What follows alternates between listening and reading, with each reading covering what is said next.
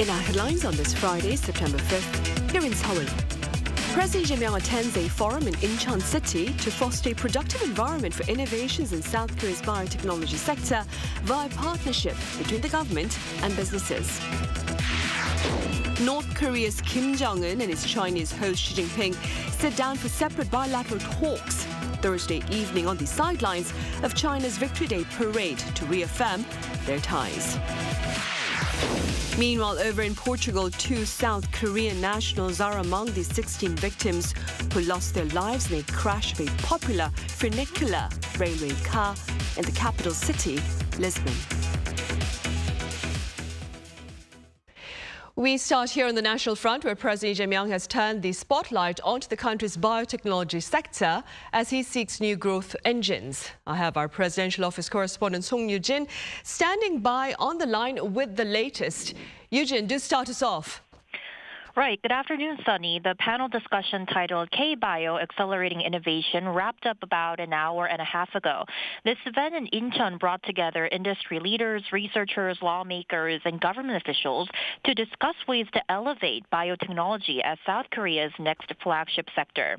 Now, with the Yi administration having named biotechnology as one of its 5 next-generation growth engines, President Yi stressed the need to create an environment where researchers and companies can work more freely, creatively, and also fairly. Take a listen. 이 산업의 특성상 연구개발이 매우 중요한 것 같고 연구개발에 있어서 정부가 그 장애가 되지 않도록 그 인증 절차들을 좀 신속하게 해주는 게 중요할 것 같습니다.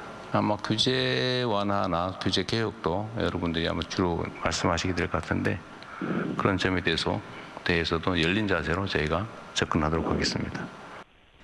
So what are the key takeaways from today's panel session, Yoo-jin? So following the president's speech, the health minister laid out a policy roadmap focusing on cutting red tape, strengthening technology, talent, and capital, and drawing in new investment. Participants also pitched ideas directly to the president, including calls for more funding for companies entering costly clinical trials, faster drug approval reviews, and ensuring long-term research stability. President Yi concluded the event by urging relevant ministries to engage directly with the stakeholders more often. 대한민국 경제 산업이 발전해야 국민들의 일자리도 또 국민의 삶의 질도 개선할 여지가 있고 또 새로운 기회들이 많이 생겨야 우리 사회가 가지고 있는 이 불평등 그리고 대립과 갈등도 완화할 수 있는 기회가 더 생길 것 같습니다. I want to mention that Friday's event could be seen as the government's effort to elevate South Korea to the world's top 5 biotech powerhouses. Back to you, Sunny. All right, Yoo-jin, thank you for that coverage. And President Jinping will host the leaders of 2 major political parties, Chung Chang-nae of the Democratic Party and newly elected Chang Dong-hyuk of the People Power Party for lunch next Monday. Monday's meeting will be the first between the president and the new head of the PPP, who was elected last week. Following the lunch, the 2 will sit down for a separate one-on-one to discuss a wide range of issues without a specific agenda. The presidential office hopes the talks will open a new chapter of dialogue between the government and the opposition party. Chu Byung-gi, the nominee to head the Fair Trade Commission, has highlighted the importance of an upgrade in the market system. Speaking at his confirmation hearing earlier on this Friday, Chu pledged support for innovative companies and stern punishment for those that abuse their power for unfair gain. He claimed the move is necessary for South Korea to compete with advanced economies. Chu also emphasized the need to protect small and medium-sized businesses from technology theft and to ensure fair market conditions for online platforms.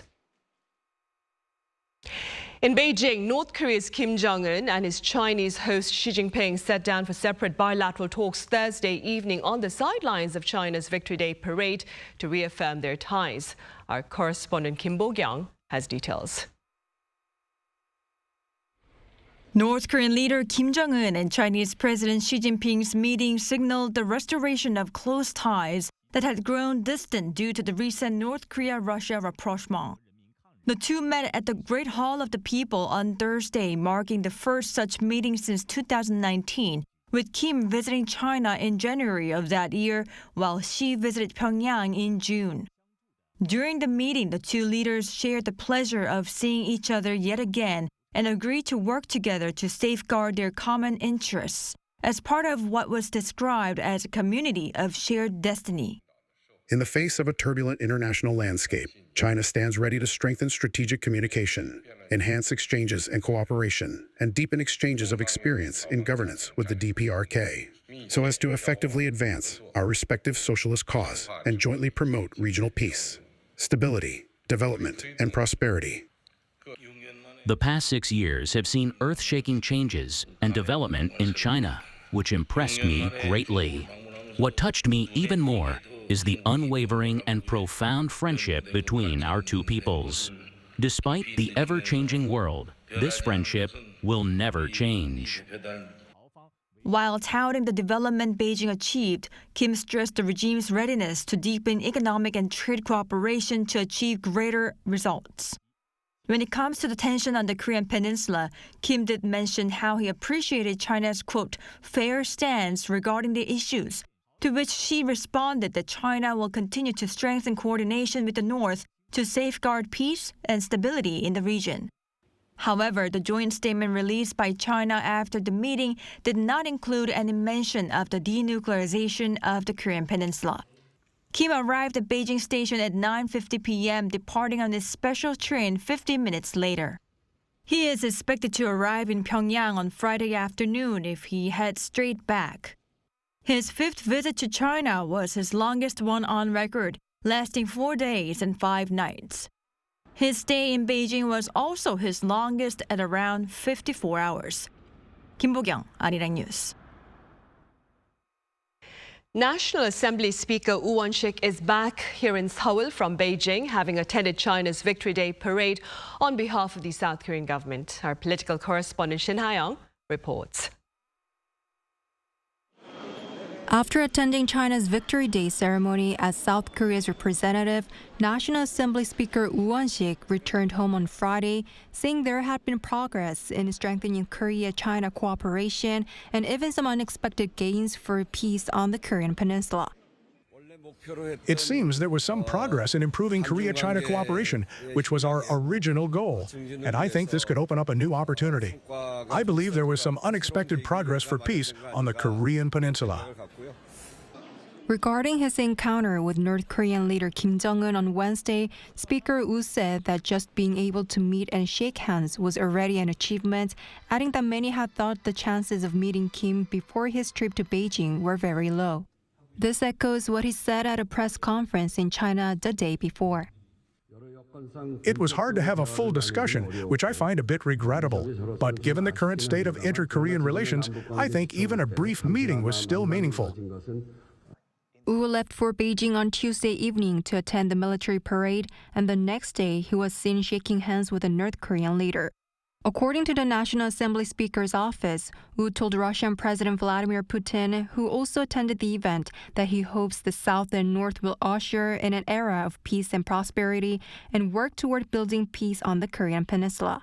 He also mentioned that South Korea is hosting next year's UNESCO World Heritage Committee meeting and asked Putin to convey to Kim his hope to visit North Korea's Mount Kumgang, recently named a UNESCO World Heritage Site.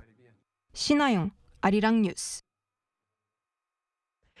Meanwhile, analysts here in South Korea believe this week's show of solidarity among the leaders of China, North Korea and Russia in Beijing looks to complicate efforts to ensure nuclear disarmament on the Korean peninsula. Our foreign affairs correspondent Oh Soo-young explains. A phase of bloc politics could complicate the equation for peace on the Korean peninsula. That's according to analysts in Seoul after Kim Jong-un joined Xi Jinping and Vladimir Putin at China's Victory Day celebration in Beijing. On Wednesday, the leaders of North Korea, China and Russia put on a united front throughout China's major military parade, hardening the fault lines against South Korea's strengthened trilateral cooperation with the US and Japan. China and Russia have openly declared that they intend to advance a so-called multipolar international order, which will all revolve around the global south, BRICS, and Eurasian states. Their gathering reflected that push. Second, it signaled a countermessage to the U.S. and the West, considering the recent South Korea-U.S. summit and their solidarity with Japan, reinforcing bloc confrontation in the region. For Kim Jong-un, it also mention of North Korea as a nuclear power. While South Korea and the United States say they remain committed to reviving dialogue with Pyongyang, both allies maintain their push for the denuclearization of the Korean peninsula. But for now, Pyongyang has little incentive to talk, as it benefits from Russia's warring supplies exchanged for economic and diplomatic returns. At the same time, the potential end of the Ukraine war means Kim must keep his options open, shoring up ties with China and pressing for deeper economic cooperation. From Kim's perspective, it would be the North Korean-style division of labor, the economy from China, security from Russia, reaping benefits from both. Still, if talks to end the Ukraine war do take place and move forward, U.S.-North Korea dialogue could open up. In that dialogue, North Korea would seek to leverage China's backing to pressure the U.S. This reflects a calculated diplomatic strategy.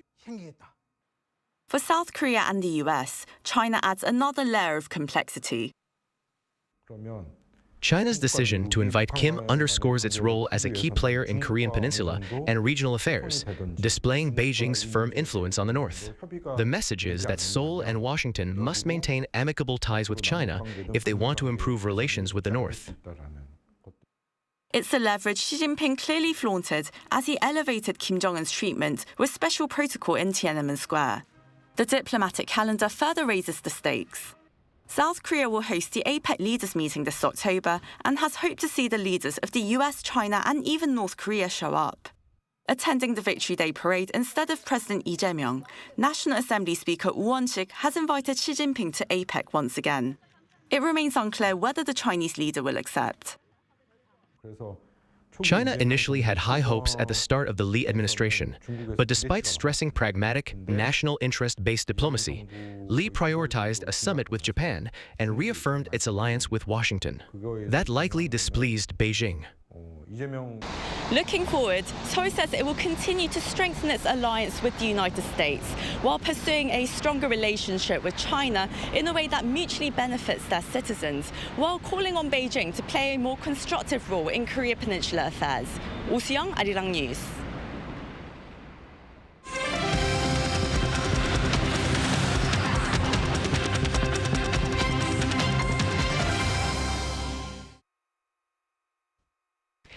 U.S. authorities raided a Hyundai motor plant in Georgia on Thursday. Now, this is according to ATF Atlanta's X post. Some 450 people have been detained, including about 30 South Korean nationals.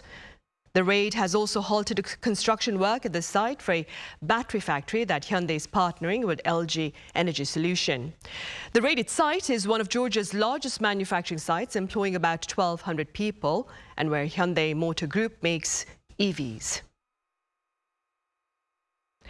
In Portugal, 2 South Korean nationals are among the 16 victims who lost their lives in a crash of a popular funicular railway car in the capital city of Lisbon. Our Hyundai has the latest. In the tragic crash of the historic Gloria funicular, 16 people were killed and more than 20 others injured. On Wednesday, around 6:15 p.m. local time, Lisbon's 140-year-old funicular train, which is popular with tourists, derailed and crashed into a building. Portuguese President Marcelo Rebelo de Sousa and Prime Minister Luís Montenegro visited the site of the funicular accident on Thursday evening for a mass in honor of the 16 victims of the crash. Prime Minister Montenegro called the crash, quote-unquote, one of the biggest human tragedies in the country's recent history, and President Rebelo de Sousa told the journalists that it was a time to mourn the deceased and to console their family members. Today is a national day of mourning. It's mourning for Lisbon, but also for Portugal. In this hour of mourning, we are waiting for a time when, first and foremost, we must mourn the dead, respect the dead. Believers pray for the dead. Non-believers think of the dead. The yellow funicular that carried many tourists up and down a steep hillside in Lisbon was left overturned on the cobblestone street. Of the 16 victims, the coroner has so far identified the bodies of 5 Portuguese, 2 South Koreans, and 1 Swiss national. 5 Portuguese citizens have been fully identified through scientific methods. 2 South Korean citizens. We have had close collaboration with the South Korean embassy from the outset, and 1 identified Swiss victim identified through Interpol.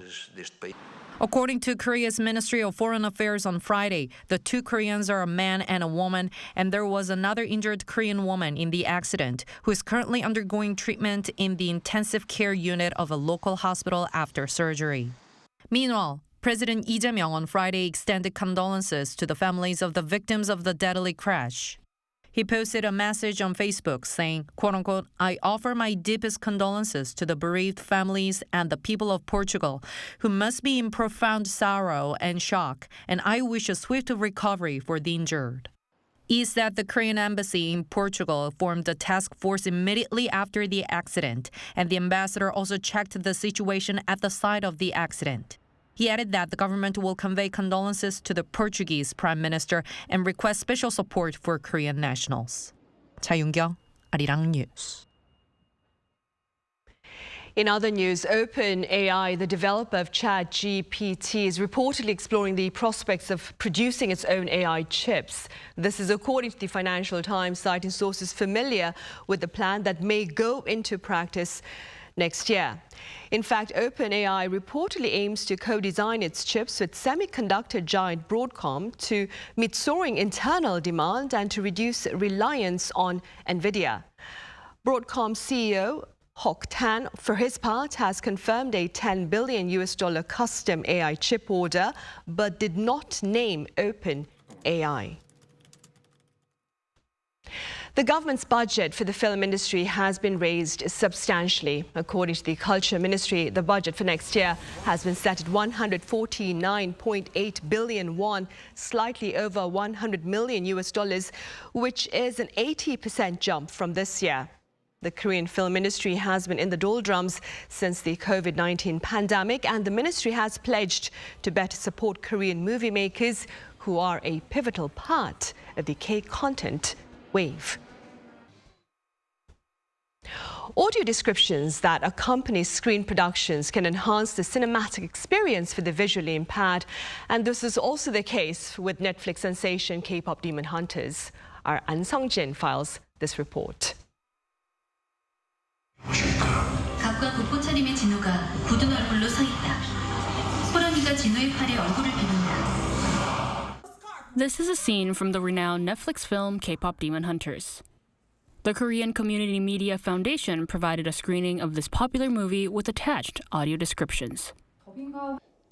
One of our major goals is to create no discrimination between disabled and non-disabled audiences in media. So we work on screening accessible movies. For most of us, watching a movie means sitting back and soaking in the visuals. But we might be taking this for granted. Veteran Seo Soo-yeon redefines how stories are told and experienced. She started the Korea Content Accessibility Research Center, and for 23 years, she's been working on expressing nonverbal elements of content into spoken aspects. To be honest, this was all very unfamiliar to me because no one had done it before.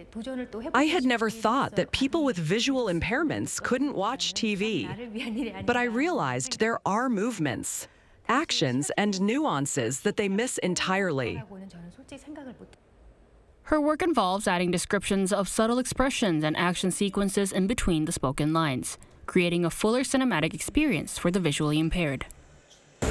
시점을 빈 그릇에서 가게 사장에게로 옮겨간다. 사장을 꼬챙이에 물을 끼우고 있다. For his Hall, effective audio descriptions aren't about matching visuals word for word, but rather producing context, clarity, and flow. But what she says, what's often more important yet neglected, is the language used that creates further division. There shouldn't be hard lines drawn between people with and without disabilities, because anyone can become visually impaired. So we often frame accessibility as something only for people with disabilities, but it really starts with understanding others. The push for accessible content is gaining ground, but there's still a long way to go. With efforts from people like Seo, moments that can be lost in darkness can enhance a powerful scene for everyone. An Sung-jin, Arirang News. An ancient Korean ritual that was forbidden during Japanese colonial rule has been restored, with its sounds and sights taking center stage here in capital Seoul. Our Park Hyo-bin was there. Sounds and moves from a century ago are once again coming to life. This is the sajikjereak, the music and dance that accompanied the royal ritual. The sajikjeje, dedicated to gods of land and grain, praying for abundant harvest and the well-being of the people from the Joseon dynasty to the Korean Empire. This week, the National Gugak Center staged the sajikjereak to honor the ritual's cultural value, which was recognized as a national heritage. The sajikjere was a powerful symbol statehood. The music performed during the rite embodied the highest artistic and philosophical ideals of the time, carefully managed by the state itself. This performance recreated the version from the Korean Empire era. It begins with the emperor's arrival at the sajik altar and follows the ritual until his departure. Unlike modern reinterpretations, the focus here was on faithfully restoring the music and dances of the past rather than reinventing them. But sajikjereak also carries a painful history. During the Japanese occupation period, the ritual was abolished and its music and dances were lost. To mark the 1988 Seoul Olympics, the sajikjeje was revived after an 80-year absence, and the National Gugak Center presented it as a stage performance for the first time last year. Reviving the sajikjereak is not only about restoring music and dance. It's about reclaiming our cultural identity and national pride, bringing it back in its full form, as it was performed in the Korean Empire, holds deep historical meaning. Despite the history and essence, the sajikjereak is still less recognized by the public. The National Gugak Center hopes to have the ritual eventually inscribed on UNESCO's Intangible Cultural Heritage List, just like the 종묘제reak. We are working with the goal of having the sajikjereak officially recognized as a cultural treasure and eventually as a UNESCO Intangible Cultural Heritage. And so, more than a century after being silenced, the voices of the sajikjereak rise again, reminding us that heritage, once lost, can be reborn to inspire a new generation. Park Hyo-bin, Arirang News. And it's looking to be an exciting weekend for art aficionados in the capital city, as two major fairs kicked off earlier this week to showcase the latest in the world of art. Our culture correspondent Park Gon-woo has a glimpse. Wall after wall is filled with creativity. Creative artwork from a jumbo sculpture made of 500,000 Korean pennies to a three-dimensional piece that makes you feel as if it's alive is exhibited. To make this happen, the 24th edition of KIAF Seoul brought together more than 170 galleries, with a third of them from overseas. Newcomers also joined, reflecting growing interest in Seoul's art market. Korea has a very interesting, a real openness to the rest of the world. Culturally, very excited, to see how we could present our artists and our creation to the local Korean landscape, and in Seoul already discussing with other artist curators to actually see how we could potentially work together. This art fair, showcasing thousands of pieces, goes beyond viewing artwork. It also serves as a marketplace and a platform for networking. At the same time, the organizers are making efforts to encourage developing artists. Since 2023, KIAF has been selecting 3 artists from 10 semifinalists, providing both funding and promotion. One of this year's semifinalists shared why his works drew global attention. Because I use traditional Korean materials like mok and hanji, my monochrome work stood out among the more colorful pieces. With growing global interest in Korean culture, this sentiment seems to resonate. Freeze Seoul, which is collaborating with KIAF for a 4th year, also has a bunch to appeal to. One section that draws eyes is Focus Asia, which showcases artwork by emerging Asian artists and galleries. I'm expecting to see just a greater focus on Asian artists. I started collecting Korean art a while ago, and I've been to Seoul 6 times. This might seem like a good opportunity to see a lot of different galleries at once from all over. Among the highlights was floating rubble, which creates the illusion of rubble suspended in midair. And works by renowned masters, including Park So-bo, also appeared, some recreated digitally for a fresh experience. Media art installations, including one with the concept of being caught on fire, also drew interest. With record crowds flocking in on opening day, the twin art fairs are expected to attract even more through the weekend, making Seoul's art scene livelier than ever. 박건우, Arirang News.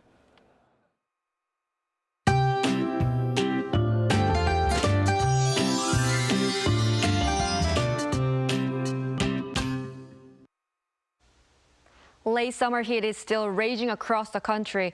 The heatwave warnings, which were only issued in some southern areas and Jeju Island, have been extended to the Chungcheongdo provinces, the Seoul metropolitan area, and Gangwon-do province. The daytime temperature in Seoul rose to 33 degrees Celsius and in Uiseong to 34 degrees.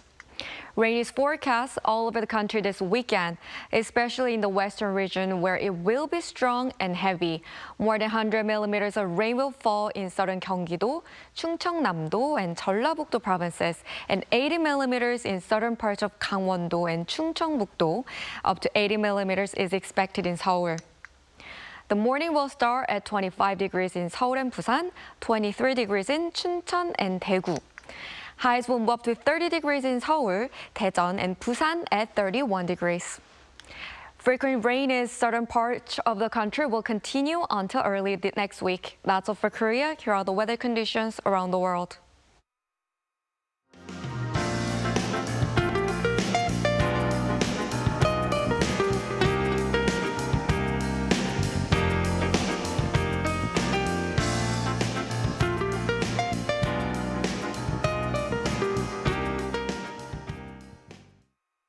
Right, those are the headlines at this hour here in South Korea. As always, thank you for watching.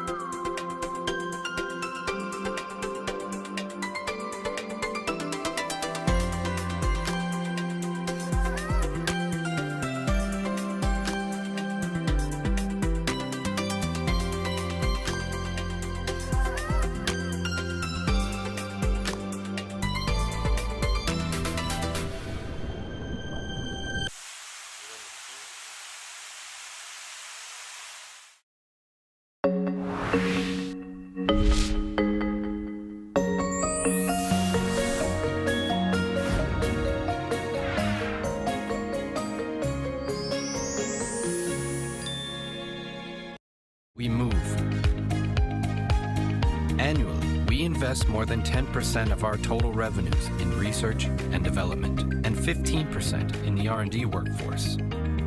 Main products: pneumatic cylinders, solenoid valves, hydraulic cylinders, air preparation units, and grippers, and all other products are manufactured through systematic management.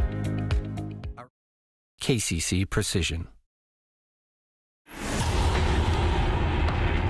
We are a well-known company in the field of road safety facility manufacturing. We operate the factory nationwide in Korea. To go beyond the demanding safety standards of the ages, we are Global Network, local, worldwide, the global small and strong company appointed by Korean government. We are KSI.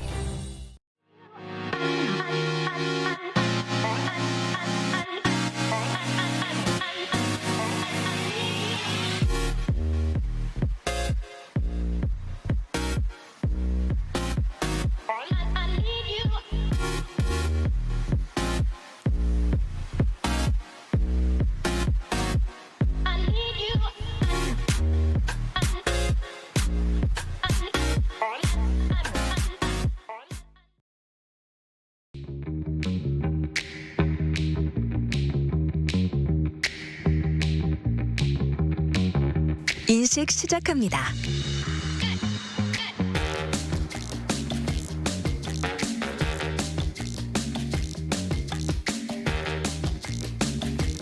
헤이 미러, 오늘의 운동 루틴 시작해줘. 네, 오늘의 운동 루틴을 시작하겠습니다. 레디, 고! 좀 더 앉아 보아요.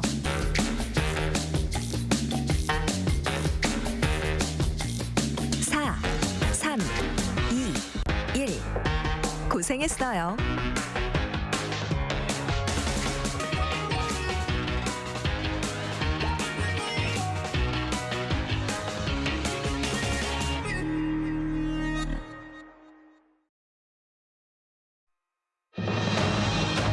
On Press Perspective today, we shed light on the most peaceful countries this year and the impact of a weak democracy on the speed of aging. Do stay with us.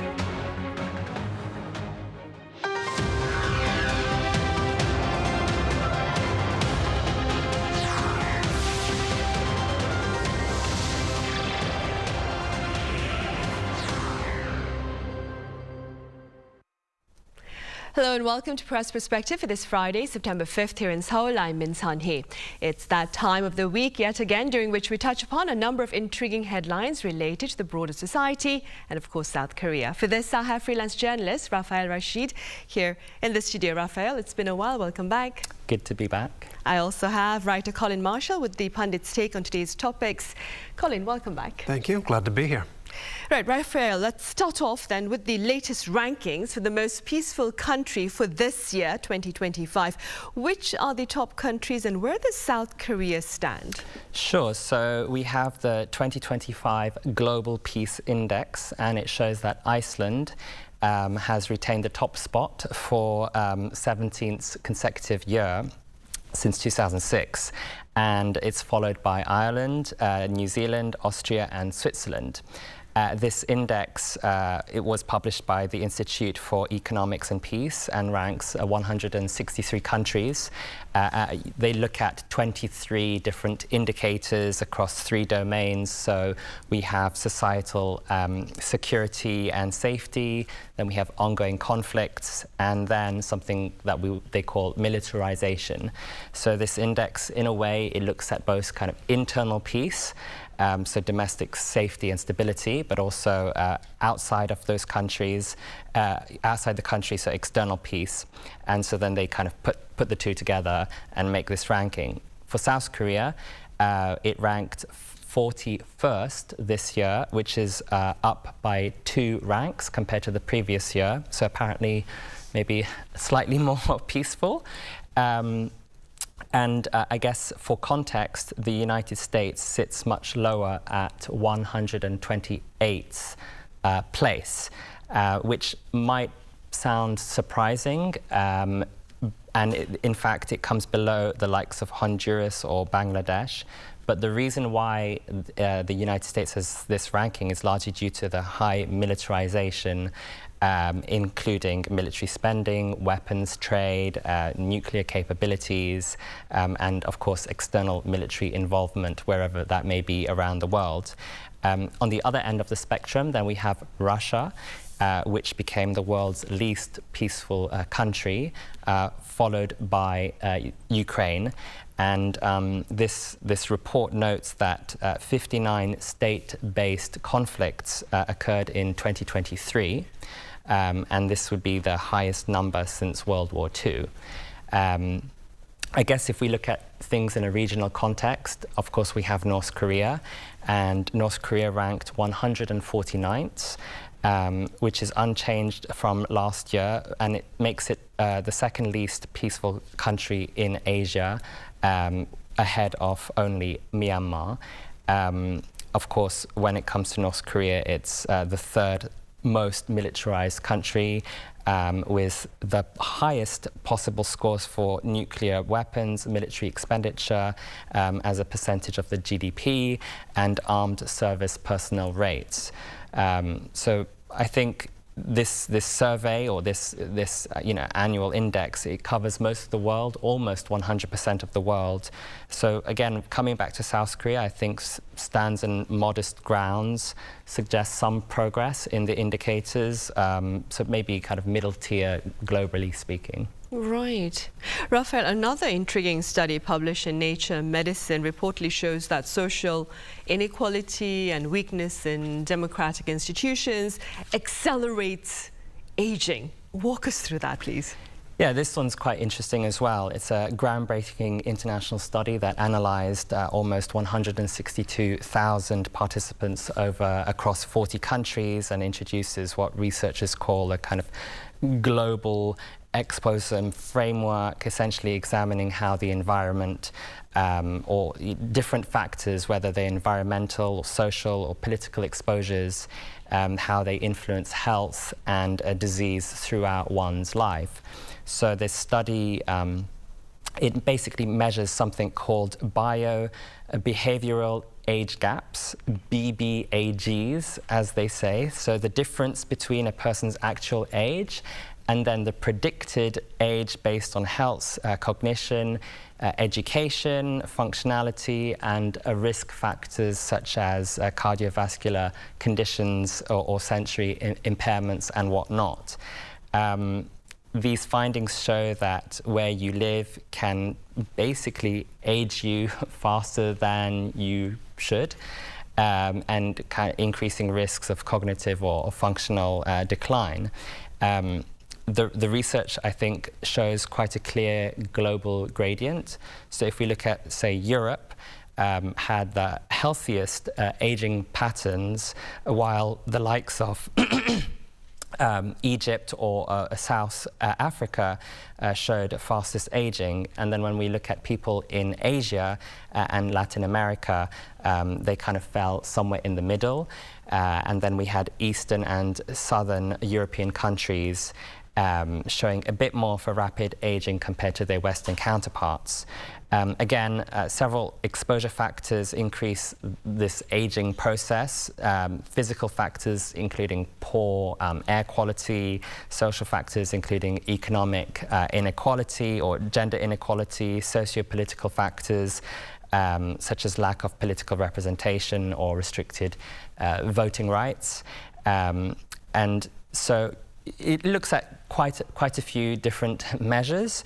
I think regarding Korea specifically, while I don't have necessarily direct data regarding South Korea, I think based on these identified risk factors, I would expect kind of a bit of a mixed picture when it comes to South Korea, since South Korea does face challenges, sometimes with air pollution, rising economic inequality and has severe or significant political polarization, of course, as we've seen recently. On the other hand, I guess South Korea has high income or higher income, democracy with a strong healthcare and education system. So I think, when you put the two together, I think we'd find Korea to be somewhere in middle grounds or kind of in the middle range alongside other Asian countries. You're right. I see how external factors like the environment affecting your aging process, that I understand. What are your thoughts with regard to these findings? Keeping South Korea in mind, of course, like democracy having an impact on the way you age. Well, first on the subject of peacefulness, on this peaceful societies ranking, we should always take into account with these types of studies, with this research, who's paying for it. And the organization that commissioned this study, or that did this, that carried out this research, takes a fairly big chunk of money from the Stimson Center, a think tank in Washington, D.C., very concerned with East Asian geopolitics and primarily North Korea. So just to give a sense of where the priorities may lie with the organization commissioning this study. But I think South Korea's rank is pretty good for a country technically at war for a long time. And people will, I think, at first glance, look at this study and they'll think peacefulness refers to a sort of life on the streets of the city. When an American visits South Korea, they'll always feel like it's more peaceful here, Seoul is, than in, say, New York or Los Angeles. But they're thinking of a sort of lack of chaos on the streets. Things feel orderly to a visiting American or even European in a way they might not to a Korean. To many Koreans, Seoul is a chaotic city, or South Korea is a chaotic society. But as Raphael mentioned, this is about more militarization.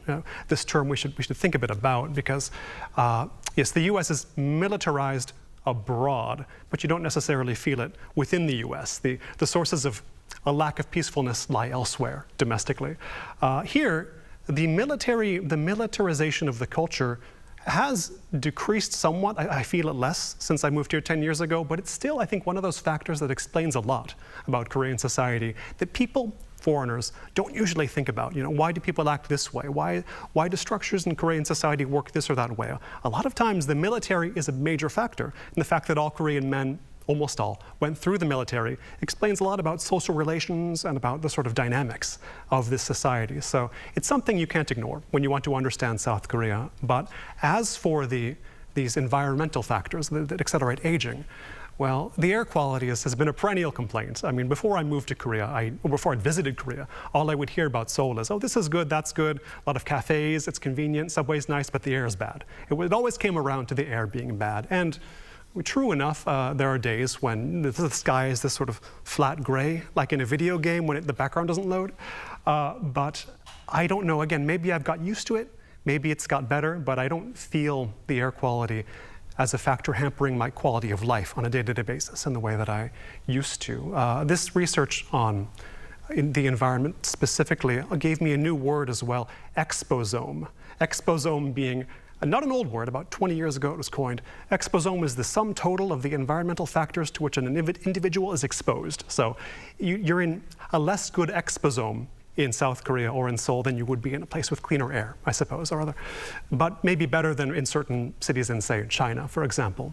And finally, on inequality, what's interesting there is that people, I think, especially Koreans, will instinctively describe South Korea as an unequal society. And for probably good reasons, but the inequality is never really borne out in the objective research. There is a number, the Gini coefficient, which measures the economic inequality of societies. And if you look at the Gini coefficient just organized, the sort of most unequal to least unequal or the other way around, South Korea is not among the world's most unequal societies, nowhere near among the most unequal societies. Maybe if you look at OECD countries only, it seems a bit more severe, but this is not an unequal a society as people seem to feel it is by the numbers. But what's a good question to pursue in the future, I think, is why it feels unequal. What's making people feel like South Korea is Squid Game, when in fact, looking at the actual rankings, it's, many countries are much worse, the US, of course, being one of them. It's an interesting way to look at it, seriously. Raphael, staying with living trends here in South Korea then. Now, we've touched upon this next topic quite a bit in the past, but it was recently highlighted yet again by the South China Morning Post. The question being then, so why are foreigners here in South Korea loving the country and yet choosing to leave it, according to the article, Raphael? I mean, I actually, when I saw that article come out, you know, it's a question that's always crossed my mind, or at least, maybe not in my case, but at least people around me, when a lot of people want to come here, but then after a few years they tend to leave, and, you know, I don't have a kind of a deep analysis about this, but this is definitely something that I find interesting, and this SCMP article does examine this kind of demographic paradox, while South Korea is kind of opening its doors to foreigners or foreign residents. Then this kind of question about integration or staying in the country has lagged potentially behind. So again, foreign residents, or foreign nationals at least, now account for nearly 5% of the population, around 2.75 million people. International student enrollments have jumped 25% since 2022 to 209,000, and the government is targeting even more, about 300,000 by 2028. Foreign workers have also surpassed 1 million for the first time last year. So we're definitely seeing more interest in this country, and definitely even the universities are actively recruiting a lot more international students. Maybe it's for clout, or maybe it's to become, you know, more international. But then when we look at Statistics Korea survey that found only 16.9% of 25,000 foreign residents surveyed wanted permanent residency, and just 10.3 aspired to citizenship. So for many, I think South Korea remains a place to study or to work temporarily, but maybe not settle permanently. And yeah, I think I meet a lot of people kind of almost weekly who will say that this place is not somewhere that they will stay long term. Not taking this in a positive or negative way, but, you know, it is something to wonder why do people believe that this can't be home? The article in question that we're talking about highlights some issues. Potentially it's the rigid visa rules and maybe lack of legal protections as key barriers. South Korea does have about 250 different visas, which advocates call unprecedented in the world. Even those married to Koreans, at least, you know, friends that I know, have to renew their visas every so often as well. And you know, for other visas, you need this kind of mandatory integration courses.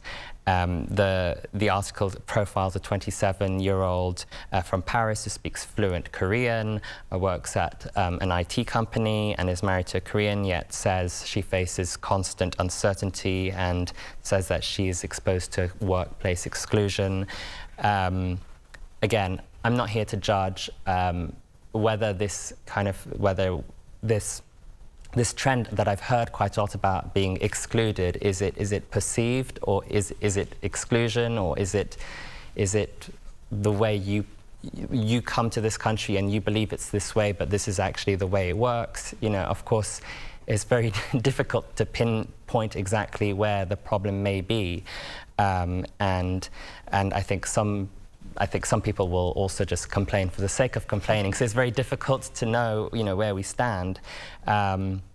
But again, among developed nations, South Korea stands out for lacking basic anti-discrimination legislation. And I guess a recent example that was highlighted in this article was excluding most foreign residents from the government's consumption stimulus program. Only those with permanent residency or Korean spouses or refugee status were entitled to these coupons worth anything between 150,000 to 450,000 won.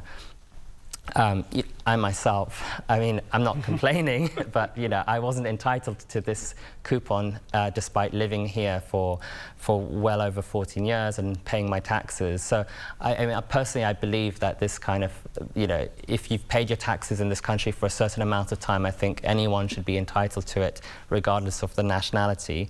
So I guess when we look at it, you know, there are some contradictions in policy.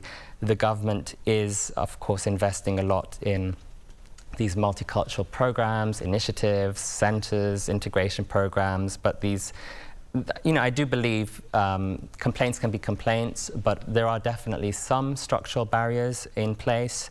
Some researchers say that kind of integration efforts are fundamentally one-sided. Of course, integration works both ways. I don't think we should blame Koreans or Korean society as a whole for any of this kind of demographic paradox. But of course, it does always cross my mind. Why can we not? Why do some people say that this cannot be home? All right, Len, let's throw that question to Colin then. Colin, what do you suppose makes long-term residence here in South Korea quite challenging for foreign immigrants? Yes, as another long-term foreigner here, I try not to sort of turn reformer or turn aspiring reformer as so many, especially Westerners, do when they come here saying, oh, this should be different, that should be different. But the visa system, as Raphael mentioned, that's got to change.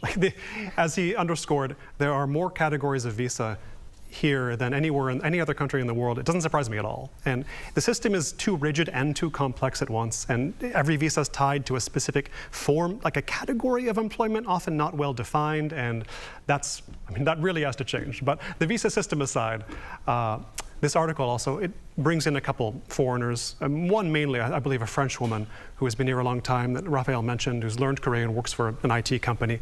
And she expressed a sentiment you often hear here, which is that no matter what, I'm always perceived as a foreigner first. And true enough, I can understand why that would be objectionable or why it would feel uncomfortable. To my mind, it's never been a problem, but it depends on the foreigner. You can always, you meet people here, foreigners here, who you can tell just every morning they get up filled with anxiety. Like, am I being seen as a foreigner? I remember when I was taking my mom to the National Museum here in Korea, and a little girl near us, she gestured to her own mom. She said, "Oma, 외국인이야." She pointed to us and said, "Oh, foreigners." And I laughed. And my mom asked, what was that about? And I was saying, oh, she said we were foreigners. And my mom was sort of taken aback by this. And if you'd never been regarded as a foreigner before, I guess that comes as a shock as well. But I often wonder with these complaints, I'm always treated as a foreigner. Well, number one, you are, so am I. We could live here the rest of our lives. We'll die foreigners, even if we become Korean citizens, which, again, to my mind, not objectionable, but to some it is. And there are valid reasons why. But if you think about it, I always wonder, what was giving these people the impression that Korea was a society where foreigners were readily integrated? It's much like when I meet traveling Europeans or Americans or other types of foreigners, sometimes they'll complain like, oh, I really thought there would be more English spoken here. And I think, why? What gave you the idea that this was an English-speaking country? What gave you the idea that this was a country accommodating necessarily to non-Koreans? This is not technically an ethno-state. Foreigners are eligible for citizenship, but it's about as close as you get to an ethno-state while not being an ethno-state. And if you aren't comfortable with that, maybe you might want to find a different country to live in if you're a foreigner. I'm sorry, but I think it comes down to that. Right. Right, a very realistic view then on today's topic, and I'm afraid that's all the time we have. Right then, as always, Colin, thank you so much for your time and your thoughts today. And Raphael, thank you very much for your insights. Thank you.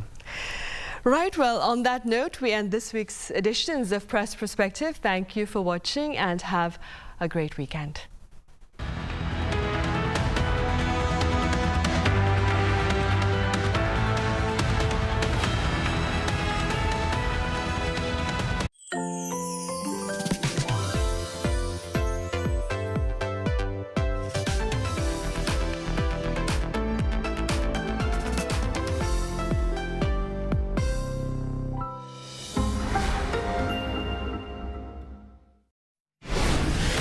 천년을 이어온 우리의 지혜가 제천에서 다시 태어났어. 세대를 관통한 선조들의 건강 빅데이터. 빅데이터. 우리의 삶과 들에서 자란 천연물은 단순한 재료가 아니야. K-내추럴. 한국인의 정체성을 담은 바로 살아있는 역사질. 천년의 처방이 첨단 기술과 만나는 순간. 글로벌 천연물 시장의 중심 제천에서 2025년 9월 20일부터 10월 19일까지 천년의 지혜를 담은 미래를 만나봐.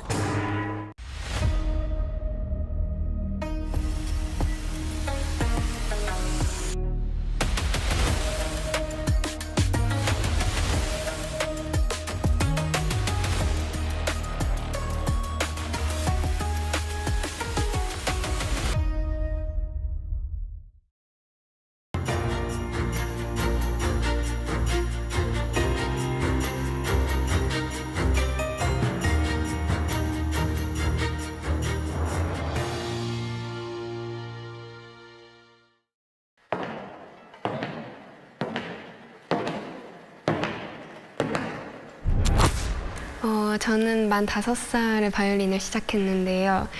바이올린 소리를 워낙 좋아했어서 그 특유의 따뜻함과 약간 사람의 목소리 같은 목소리를 갖고 있거든요, 바이올린이.